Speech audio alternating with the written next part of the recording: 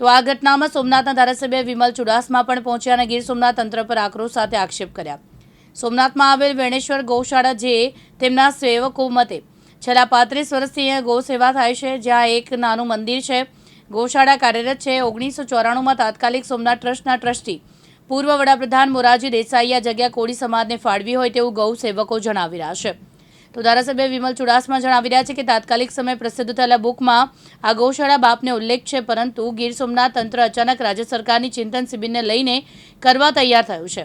ત્યારે સોમનાથ ટ્રસ્ટ સાથે એ પણ ચર્ચા કરી છે કે તેઓ કહે છે કે ઉચ્ચ અધિકારીઓ સાથે વાત કરી તેમને જણાવશું। હજુ અમને જવાબ મળ્યો નથી। જ્યાં સુધી આ બાબતનો ઉકેલ નહીં આવે ત્યાં સુધી અમે કોળી સમાજના લોકો અને ગૌ સેવકો આંદોલન યથાવત રાખશું। આમ એક તરફ ગીર સોમનાથ વહીવટીતંત્ર ચિંતન શિબિરની તૈયારીમાં લાગ્યું, બીજી તરફ ગૌશાળાએ વધુ ચિંતા વધારી છે। આપનો પરિચય? હું લક્ષ્મણભાઈ શર્માભાઈ સોલંકી, પ્રમુખ સમસ્ત કોળી સમાજ પ્રભાસ પાટણ। અમારે 8 સત્તા રજીસ્ટ્રેશન સત્તા છે। 1987માં ટ્રસ્ટ રજીસ્ટ્રેશન થયું હતું। જે તે વખતે અમારે મોરારજી બાપાને અમે રૂબરૂ મળ્યા હતા। દેશના પરમ પૂજ્ય પીએમ મોરારજી દેસાઈ અમારે અલગ અલગ જે તે વખતે વાત કરી કે ભાઈ તમે લેટર આપો, હું તમારી જમીન ફાળવી આપું। એના અનુસંધાને અમે લેટર આપ્યું તો કે પછી કે ટ્રસ્ટ બનાવો, ટ્રસ્ટ બનાવ્યું। એ પછી એ લોકોએ જમીન 1994માં મિટિંગમાં લેતે ફાળવી દીધી। પછી અમે વારંવાર રજૂઆત કરી કે ભાઈ તમે ફાળવી દીધી તો તમે અમારે પૈસા ભરવાની નોટિસ આપો, જેથી કરીને અમે પૈસા ભરી અને ના અમે બાંધકામ કરી અને નિરાધાર ગાયું તેમજ હાવ મિનિમમ ભાડે છે 200-300 રૂપિયામાં રહી શકે એવો અમે ધર્મશાળા બનાવીએ કોળી સમાજ માટે, કે જે ભગવાન સોમનાથના દર્શન કરવા આવે ત્યારે બહારના લૂંટે એના માટે મફતના ભાવમાં વંડી રહે, નહીં નફો નહીં નુકસાન, ને એમાં સોમનાથ બાપાના દર્શન કરે ત્યારે અમારે ખુશી મળે। છેલ્લા 2 દિવસથી અમારે પરમદી આવ્યા કે ભાઈ અમારે આ ગાયું છે, અમારે બેદી પૂરતી આઝાદ ચિંતન શિબિર છે, ચિંતન શિબિર અનુસંધાને અમારે આ ગાયોને ટ્રાન્સફર કરવી।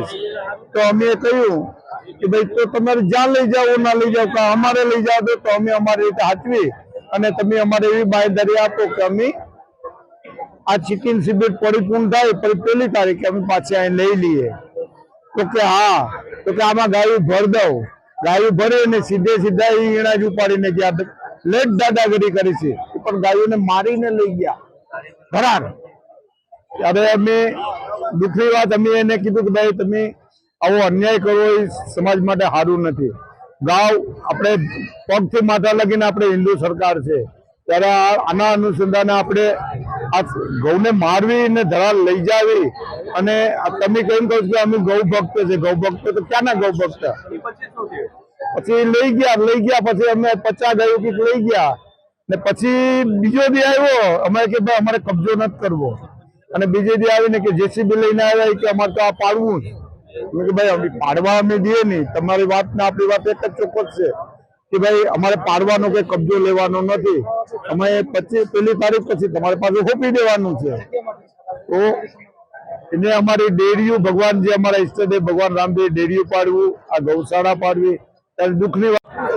વિમલભાઈ ક્યાં સ્થળે બેઠા છો, શું મુદ્દો છે આખો? સોમનાથ મેઇન રોડ ઉપર અમે બેઠા છે, ત્યાં વેણેશ્વરની જગ્યા છે। ત્યાં અંદાજે 1993 કે 94માં સોમનાથ ટ્રસ્ટ દ્વારા કોળી સમાજને જગ્યા ફાળવવામાં આવેલી હતી વંડી માટે, અને એ સમયના જે ચેરમેન છે એમને પણ આ જગ્યા ફાળવેલી હતી અને એમને બુક પ્રસિદ્ધ કરેલી હતી। એ બુક પ્રસિદ્ધમાં એને ઘણા સમાજોને પણ વંડી આપેલી હતી। એ બુક પ્રસિદ્ધમાં લખેલું છે અને બુકમાં એમને અત્યાર સુધીના જે સોમનાથ મંદિરમાં જે કામ કર્યા એની આખી યાદી બનાવીને બુકની પ્રસિદ્ધ પણ અમારે ત્યાં પુરાવા છે। આ જગ્યા છે એ અંદાજિત 35 વર્ષથી કોળી સમાજ પાસે છે, અને આ જગ્યા આપવા માટે એ સમયે 2 ટ્રસ્ટીઓને નિમણૂક કરવામાં આવી હતી। આ ટ્રસ્ટીની તમામ જિમ્મેદારી છે આગળની પ્રોસિજર કરવા માટેની। એ ટ્રસ્ટીએ આ જગ્યા કે આ કોળી સમાજની વંડી માટે જગ્યા આપવાનું છે અમારા વડીલોને આપેલી હતી। એ પછી અહીંયા જે જગ્યા ઉપર છે જે યુવાનો છે એ બીમાર ગાયો હોય તો જે બીમાર ગાયો હોય એની સેવા કરતા ગૌશાળા ચલાવે છે। કોઈ ગાય બાપાએ કીધું એમ છે ગાય કોઈનું મૃત્યુ થયું હોય તો ગાયને દફન વિધિ જે વિધિ કરવામાં હોય વિધિ કરવામાં આવતી હોય છે. આ રામદેવપીર મહારાજનું મંદિર છે. ત્યાં મોટા પ્રમાણમાં કોળી સમાજ સામે જ રહી છે. વેણેશ્વર મંદિર સામે તે બાપાને ધજા ચડાવી અને પ્રસાદી કરતા હોય છે.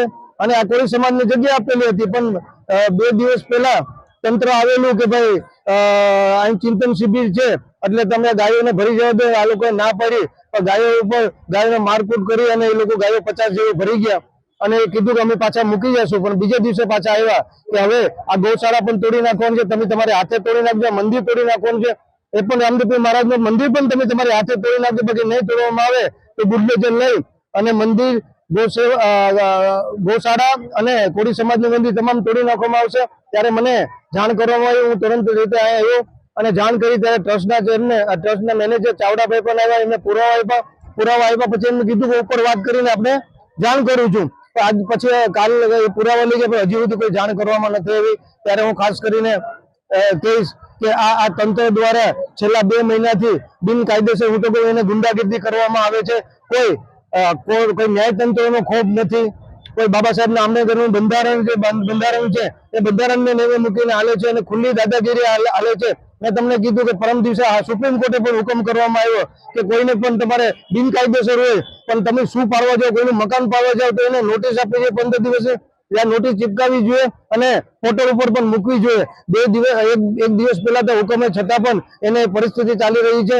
ત્યારે ખાસ કરીને તમામ કોળી સમાજને અને તમામ સમાજના લોકો, ગૌપ્રેમી અને તમામ સમાજના લોકો અહીંયા આવ્યા છે. અમારું નામ છે ગઢિયા મુકેશ નાથાભાઈ. અમારો પરિચય છે પ્રભાસ પાટણ સોમનાથ વેનેશ્વર પાર્કિંગ, રામાપીર બાપાની ડેરી અને ગૌશાળા. એના માટે અમે બધી સમસ્ત કોળી સમાજ બધી ભેગા થયા છે અને જે અમારી માંગણી છે ગૌશાળા અને કોળી સમાજની, એના માટે કરીને અમે બધી ભેગા થયા છે કે અમારી માંગણી હતી જમીનની અને ગૌશાળાની. એ લોકોએ ડાયરેક્ટ કીધા પકીનું અમારી ઉપર કસવાળાને ડાયરેક્ટ કીધેલું હતું કે અમારે ગૌશાળાનું ને જમીન બાબતે વિગત હતી, કોઈ જાતની નોટિસ કે કોઈ જાતનું કાર્યવાહી ન કરીને ડાયરેક્ટ ખાલી કરવાનો ઓર્ડર આપેલો હતો. એ લોકોએ અમારી ગાયો ભરેલી હતી અને એ લોકો ગાયો તો લઈ ગયા હતા. અત્યારે કોઈ જાતનો કોઈ ચર્ચા થઈ નથી કે કોઈ જાતની રાતને અમે રાત ઉજાગરા કરીને રાતના જાગીએ છીએ અને કાર્યવાહી ચલાવીએ છીએ. અમે આનો નિર્ણય નહીં આવે તો અમે આગળ પગલા ભરશું અને અમે આગળ કાર્યવાહી કરવા ચાલુ રાખશું અને અમારું જે સંચાલન ચાલે છે અત્યારે એ ચાલુ રાખશું. અરવિંદ સોડા, દિવ્યાંગ ન્યૂઝ, ગીર સોમનાથ.